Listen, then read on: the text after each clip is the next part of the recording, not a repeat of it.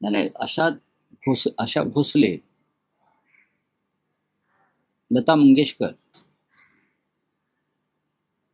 यांचा कालखंड म्हणजे एक युग. लता दिदी गेल्या, आता आशाताई गेल्या, एका महान युगाचा अंत झाला.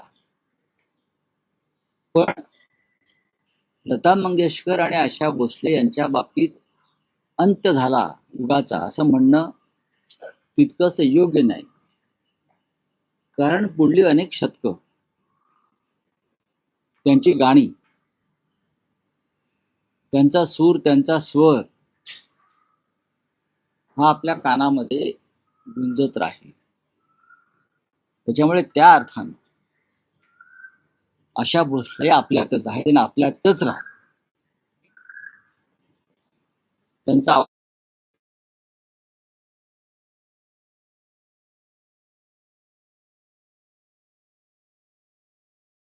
आणि त्यांनी या क्षेत्राला दिलेलं योगदान याचं विस्मरण भारतीय जनतेला कधीच होणार नाही. आज त्यांच्यावरती अंत्यसंस्कार होतील,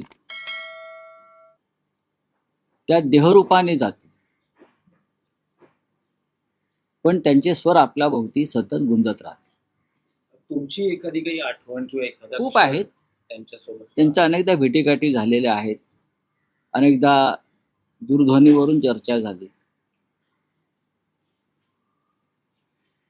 काही दिवसापूर्वी त्यांनी माझ्याकडे